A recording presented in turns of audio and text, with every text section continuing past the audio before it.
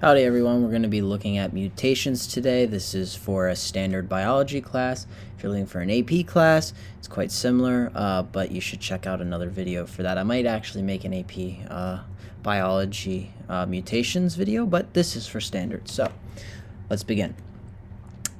What are mutations? Well, these are permanent changes in the nucleotide sequence of DNA. You should know that some mutations are not always harmful, right? Let's say everybody wants to have red skin, right? If there was a mutation that caused you to have red skin, well, that would be favorable if, if red skin was desirable, right? So not all mutations are harmful. Usually mutations are caused by these things that we call mutagens. These can be chemicals or UV, right? So look at some examples here on the right. We have, for example, uranium. It goes under radioactive decay. As you know, you probably don't want to be around a lot of uranium. That will cause some harmful mutations to occur. We also have ultraviolet from tanning beds, very energetic wavelengths, right? Or the frequency of these wavelengths contain a lot of energy. It's not good for your skin. It can cause cancer, melanoma, I believe is what it's called. That's skin cancer, and that's not very nice. Red meat contains, forget how you say this. It's N-nitro, so I believe it's what you call it, but it's found in red meat, and it's known to cause cancer. Alcohol, for example, has this thing called ethanol. It binds directly to the DNA, so it can't replicate normally. A normal alcoholic beverage will have 8 grams of ethanol on average. Carcinogenic, therefore it's a mutagen. Carcinogenic, by the way, just means causes cancer. Some mutations can be passed down while others are not, right? Some are hereditary, others are not. Moving on. We have 2 types of mutations that we're going to look at here. One we're going to go a lot in detail in, the other one not so much. So first, this is the one we'll be going into, which is called gene mutations. Adding, removing, or switching nitrogenous bases in the DNA sequence, right? So here you can see we have 4 codons of A's, right? AAA times 2 there. So you get that nice sequence, right? A mutation occurs where T is replacing an A here, and you get ATA, right? And that's no bueno. Next, we have chromosome mutations. This is a change in the structure of a chromosome or change in the number of chromosomes, right? So in this example here, we have chromosome 21, right? They have 3 chromosomes. I believe this is what we call non-disjunction, right? In meiosis, you learned about this if you did already learn meiosis, but an extra chromosome was added to the genome here, and that's no bueno, right? You have an extra chromosome. That's not going to be good for you. Just saying. All right, so as I said, we're going to go a lot deeper into gene mutations.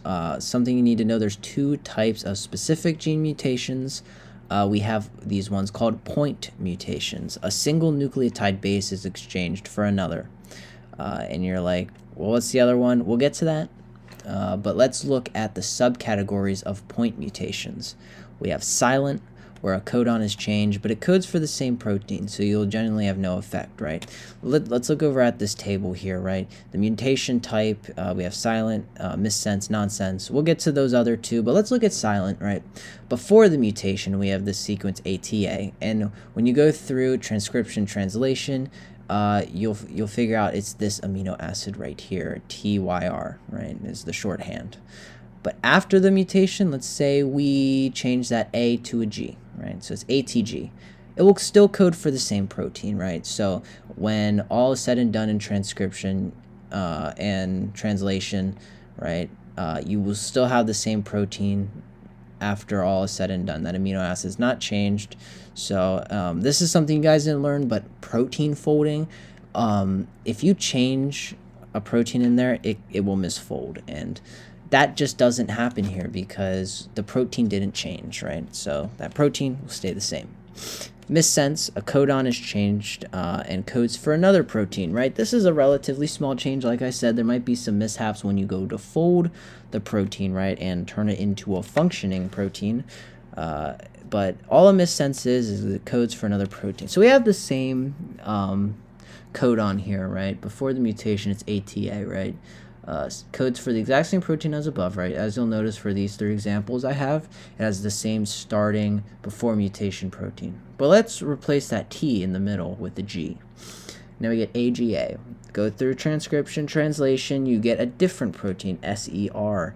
And that is not something that you want happening. It's going to have a relatively small change relative to what we'll look at, but it can cause problems when protein folding happens, which is something, again, you guys didn't learn, but it's good to understand and keep in the back of your head that protein folding does occur.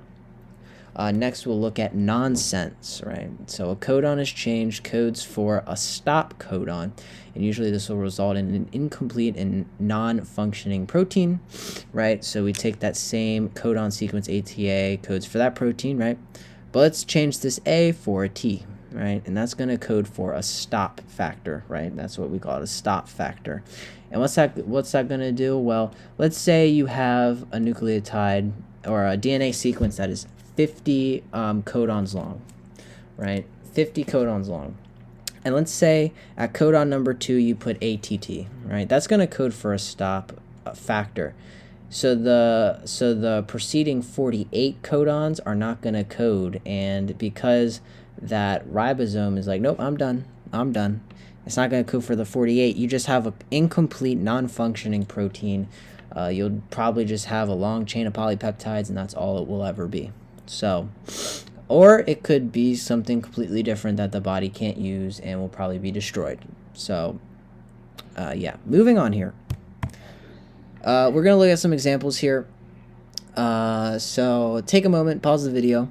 What you're going to be asked of here is, what's the mutation type? It's a point mutation. Tell me what kind of point mutation, right? So I already did all the translating, translating, right, for you. So you're going to figure out what mutation type this is. So take a moment. We'll go over the answer in a second. Hopefully you said this was a nonsense mutation, right? As you can see here, the G at the DNA level was replaced for a T, right? And what's that going to do? Well, we transcribe it, right? So we transcribe it. Now it's CA, or you can see C for the mRNA for the healthy gene, and A is for the mutated gene, right? So what's that going to do? Well, we get ALA, SER, and CYS, right, for the healthy protein. But what happens here? We get ALA, SER, and a stop factor, right? We said the stop factor is a nonsense mutation. Alrighty, moving on. We got 2 more of these. Alrighty, so identify again what kind of mutation happened here. Give you a second. And hopefully you said this was a silent mutation, right? So as you can see, the G was replaced with an A here in the codon sequence, right? You go through transcription, right? And you get U and a C, right? C for the healthy gene, U for the mutated gene. You translate that mRNA into a protein. You get the exact same sequence. As you'll notice, you get ALA, SER, CYS, and the exact same thing for the mutated gene. So again, that's what we called a silent mutation. Moving on, last one here. I'll give you a second. And hopefully you said that this was a missense mutation, right? We changed the G to a C, right? And when you go through transcription, right, you get that mRNA sequence, and that's going to code for a different last protein. So we have ALA, SER, CYS. But you'll notice in the mutated gene, we have ALA, SER, and TRP, which is a different protein, a different amino acid in the 3rd position of the protein here, which is not good. So if this were to fold, it might fold a little differently. It's going to have a little effect on the enzyme, but nothing too major. All right. Let's move on to the next type of gene mutation, right? We said we just went over point mutations. Now let's look at frameshift mutations. These are caused by deletions or insertions of nucleotides that cause a change in the grouping of codons. All right, so I want you to compare and contrast in your head here. We said a point a point mutation is caused by swapping, right? This is caused, a frameshift mutation is caused by a deletion or insertion of a nucleotide, right? So there's the difference there. The following sequence of DNA is just completely messed up, right? It's going to frame shift, as you'll see. What does that mean? Well, let's look here. Let's insert a thymine right in the middle of this DNA sequence, right? And you're going to notice the preceding nucleotide bases get shifted over one to the right. So you'll see CCC, right? TCC, and then that C that was over here in the healthy gene is now shifted over to the next codon, right? What will this do? Well, you can kind of see it here, right? It codes for this amino acid sequence, but now it codes for something completely different. These type of mutations can be pretty bad. We also have deletion, right? Look at this healthy sequence here, right? All we're doing is deleting a thymine, and you'll notice that it's just incomplete. AC codes for nothing. You can't make an amino acid from, or you can't make a codon from just two nucleotides, so this codes for nothing, right? So you have a question mark, which symbolizes that it's nothing, right? It's incomplete. It would need another nucleotide added there to become a codon. All right, moving on. Now, this is something that standard classes don't really need to know, but it's good to note because you may see it on a keystone. On a keystone question, if you care about the keystone, if not, it's okay. But your teacher will probably not test you on this because as of 2023 or 2020, probably 2024, they don't really require chromosome mutations to be memorized, right? You have a couple. We'll just look at them here. We have deletion, duplication, inversion, insertion, translocation, and non-disjunction. We saw non-disjunction in meiosis. So deletion, right? You take a piece of the chromosome and you just delete it out. Quite simple, right? You're just going to take this little piece here, highlight it in red, right? Delete it out, and you have a shorter chromosome, right? That's not good. If you didn't know, chromosomes are just like a very long piece of DNA tightly bound together. That is a lot of genetic material you are losing. That's not something you want to happen. Duplication, right? You take a little sequence and you duplicate it. So you take this red and green sequence here on the chromosome, right? And you just literally duplicate it, and now it's an extra part. And I'm not educated to the point where I know what could be the outcome of that, but it does not look good. It does not look good.